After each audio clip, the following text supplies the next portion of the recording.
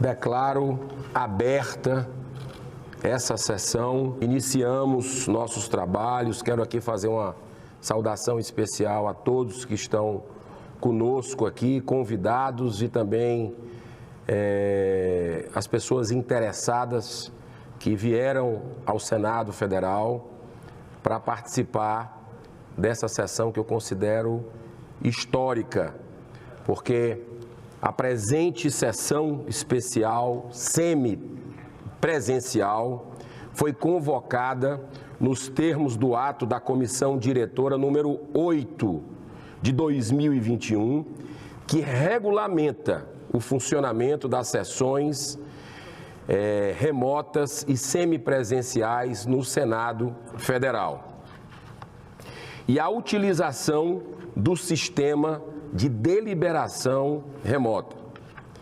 E em atendimento ao requerimento número 193 de 2022, de minha autoria e de outros senadores, aprovado pelo plenário do Senado Federal. Eu cedo a palavra ao senhor Wilson Pickler, que fica à vontade para usar qualquer das tribunas aqui do Senado, que é ex-deputado federal pelo estado do Paraná, especialista em metodologia científica, sócio fundador e presidente do grupo Uninter. Então, muito obrigado. Fica à vontade. Excelentíssimo senador Eduardo Girão, eu quero cumprimentá-lo em nome de quem eu gostaria de cumprimentar todos os demais senadores dessa casa. Quero cumprimentar os colegas da Câmara, uma vez que eu fui deputado 2009-2010, cumprimentar o público presente, o povo brasileiro e, por que não, saudar as inteligências cósmicas que possam estar nos assistindo nesse momento, uma vez que, inclusive, estamos transmitindo esta conferência. Eu preparei um slide, vou ser bem rápido, porque eu tenho só 15 minutos para contextualizar a respeito da vida na galáxia, a possibilidade de vida na galáxia, e em seguida vou apresentar uma pesquisa de opinião com 2.000 entrevistados, com um plano amostral semelhante a esses que são utilizados em pesquisas eleitorais, com a amostragem de todo o Brasil, todos os estados, sexo, bem equilibrado, como se fosse uma pesquisa de opinião eleitoral, só que foi aplicado com perguntas a respeito da ufologia. Vou apresentar o primeiro slide. Nós temos aí a Via Láctea. Para onde eu aponto isso aqui? Para cá? Para pegar? Ah, nesse notebook. Está passando? Qual o botão que aperta aqui? Você quer passar para mim?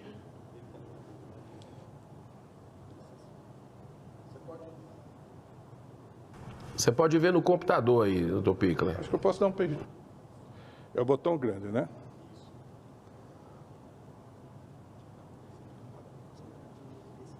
Ah, bom. Agora vai. Bom, tinha um vídeo aqui, nós vamos pular. Temos que pular esse slide.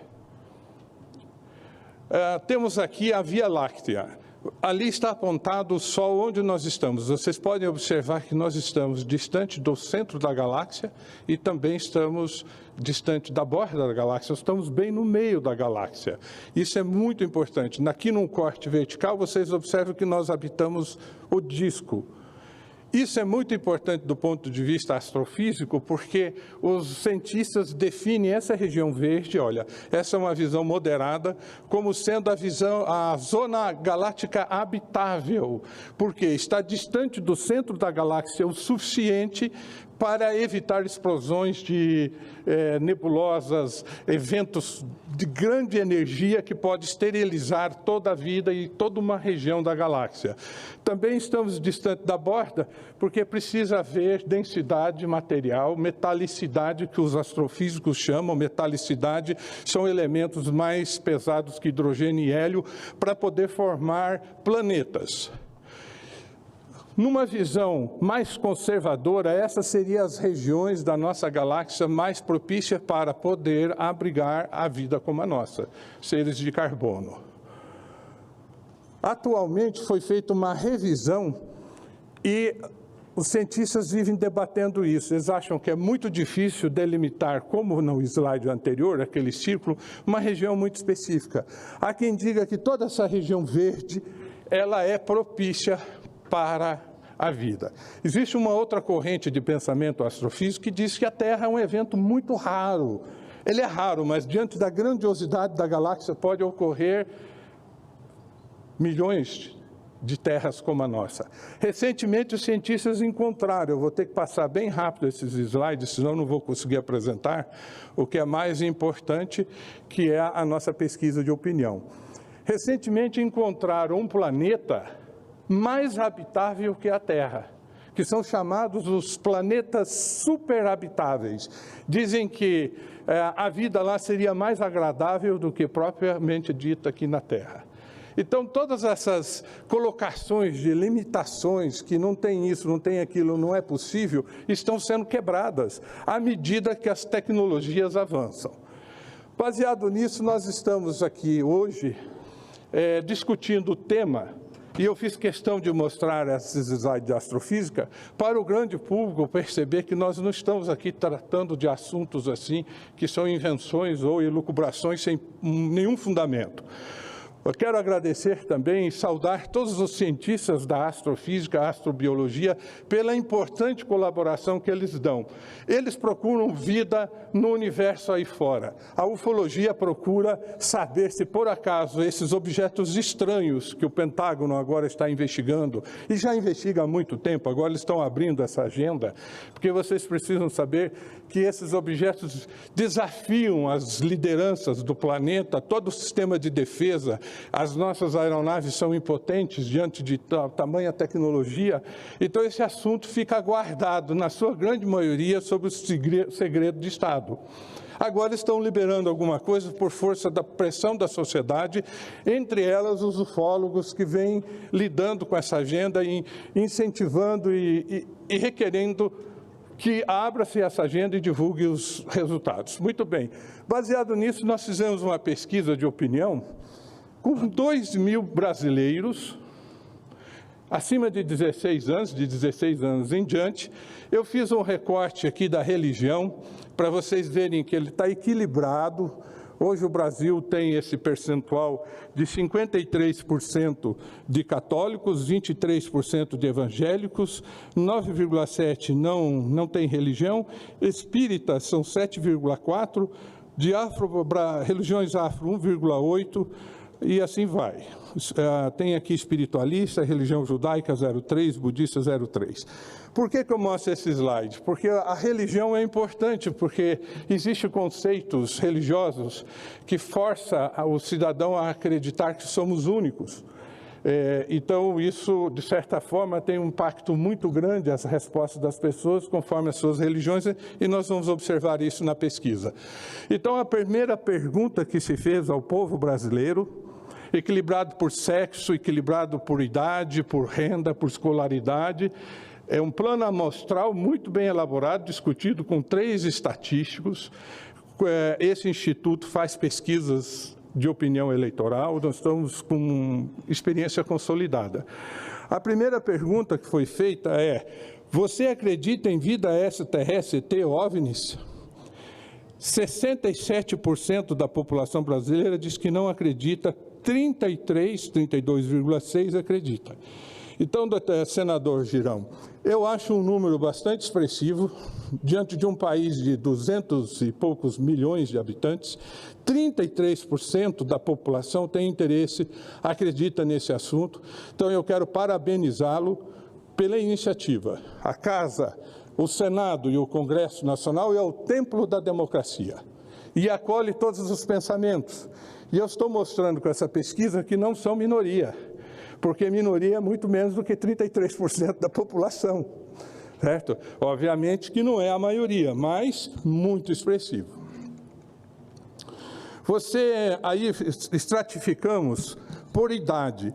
Daí nós observamos nesse slide que os jovens, olha, os jovens de 16 a 24, 46% acreditam. E à medida que a população está envelhecida, ela vai tendo um índice de resposta sim menor. Então, foi um dado revelador que os jovens são mais otimistas quanto a esse fato. Do ponto de vista de gênero, está meio equilibrado, 31,9% para mulheres e 33,4% gênero masculino, né, feminino e masculino. Agora, aqui um outro dado relevante também, que à medida que a renda aumenta, o nível de sim também aumenta. Vocês vejam aqui que para mais de 10 salários mínimos, 45,5%, 46%, quase a metade dos brasileiros, com essa faixa de renda mais elevada, acreditam. Do ponto de vista de religião, que aquele primeiro slide de religião era o perfil da amostragem. Aqui é o resultado. Nós podemos observar que os católicos, 30%, evangélicos, 27%, espíritas, 48%, os espíritas são mais proativos nesse aspecto, a religião afro, 27%, e, curiosamente, o ateu e o agnóstico, 61% e 65% acreditam. O ateu acredita mais em ET do que em Deus. É o que a pesquisa revelou, senador. Muito bem. Você acredita em vida extraterrestre, ET, os OVNIs? A pergunta é feita conforme o nível de escolaridade. Então, nós temos aqui de analfabeto, ensino fundamental, que é a linha do meio, 30,6%. Ensino médio completo, 31%. Ensino superior completo ou incompleto, 40% dos brasileiros acreditam. Essa é uma outra pesquisa, senador Eduardo Gerão, que eu fiz em 2017 com 700 amostragens, 691, 700 aproximadamente, em 2017. Você veja que o resultado é o mesmo. É importante ir repetindo, para isso vai dando um grau de confiança na pesquisa, o mesmo perfil. 36% na época respondeu que sim, e 64% não. Agora, vocês observem nesses gráficos de barra, que à medida que o grau de escolaridade se eleva, sobe, o nível de sim sobe significativamente. Vocês observam ali no último gráfico da direita, o azul é o sim, com pós-graduação, 73% dos brasileiros pós-graduados acreditam nessa temática, acreditam em vida extraterrestre, acreditam que possamos estar sendo visitados, acreditam em OVNIs. Muito bem, aqui eu tenho... para os que responderam, tenho tempo, senador? Qual é a minha... Quantos minutos eu tenho? Você tem mais 4 minutos. Perfeito. Perfeito. Então, para aqueles que responderam sim, nós fizemos mais perguntas, porque se ele não acredita, não adianta continuar com as pesquisas, com as perguntas, né? Então, o que respondeu sim, nós perguntamos outras coisas. Na sua opinião, existe no universo vida extraterrestre inteligente desenvolvida tecnologicamente? No universo. 78% diz que acredita que no universo haja vida. Quando a gente fala em universo, são as outras galáxias, né? São os bilhões de galáxias que o senador Eduardo Girão citou. Nós somos uma das... Há bilhões de galáxias. 78% diz que sim, acredita que haja no universo gente desenvolvida tecnologicamente. Quando a gente pergunta, na nossa própria galáxia, a mesma pergunta, 64,9% diz que sim, que acredita que na nossa própria galáxia exista gente desenvolvida tecnologicamente. A galáxia é muito ampla. Muito ampla. Eu acho que para a gente tratar de extraterrestre não precisamos nem sair da nossa própria galáxia. Ela é ampla o suficiente para dar sustentação a todas essas teorias. O senhor acredita que existem extraterrestres desenvolvidos tecnologicamente que nos observam à distância? 68,7%. O senhor acredita que os extraterrestres nos visitam e nos observam de perto? 61,6%, senador Eduardo Girão, acredita que eles estão nos visitando. Daqueles que responderam, dos 33% que responderam sim. Mais da metade deles acham que os extraterrestres nos visitam. Quero aqui dizer ao público que nos assiste que este é o povo respondendo. As entrevistadoras não interferem absolutamente em nada, como deve ser. Simplesmente pergunta e tabula a resposta. É o povo, não é o professor Pichler falando, não é o Gevaerd, nem ninguém dos nossos apresentadores, é o povo aqui dizendo a sua opinião. Muito bem. Foi perguntado, na hipótese de essas terrestres estarem nos visitando, o senhor ou a senhora acredita que eles estariam tecnologicamente mais avançados, equivalente a milhares de anos à nossa frente? Ganhou com 21,6%. Depois veio centenas de anos à nossa frente, 19,8%. Centenas de milhares de anos à nossa frente, 16%. Milhões de anos à nossa frente, 15,5%. Não sabe, 15,1%. Bilhões de anos à nossa frente, 12%. Ficou meio distribuído, mas agora, vocês sentiram o peso dessa pergunta? Eu acho que isso aqui arrepiou muita gente que está nos assistindo agora, inclusive cientistas. Isso quer dizer que o povo brasileiro acredita que se estamos sendo visitados, esses seres estão milhares de anos à nossa frente. Vocês podem imaginar o que seria a nossa ciência daqui 100 anos? Nós já estamos querendo ir a Marte, já tem planos para ir até Centauro, Alfa Centauro, Próxima Centauro, né, que são constelações fora o sistema solar bem próximo aí, que inclusive tem um planeta lá que tem possibilidade de abrigar vida. E isso tudo agora, nos próximos 20, 30, 50 anos no máximo, agora vocês jogam aí 1000 anos à frente. E se eles estiverem 1 milhão de anos à nossa frente? Então isso é a resposta, ao meu entender, o porquê que esse tema é tão delicado, e por que eles não interagem com a gente tão facilmente, porque isso daria um salto tecnológico para essa humanidade muito grande, e nós estamos, lamentavelmente, em guerra. E a ameaça nuclear está muito alta, muito. Estão dizendo os especialistas. Nós temos aqui o capitão Salas, que foi lançador de mísseis nucleares, Minuteman, em 1967, ele vai fazer a abordagem dele. Ele mesmo está preocupado com o nível de ameaça de guerra nuclear. Obviamente que nós não estamos amadurecidos para obter tecnologia muito além do que nós já temos. Nós temos que nos aprimorarmos mais eticamente, espiritualmente, certo? E por que não, democraticamente, que também estamos sofrendo uma crise de representação democrática.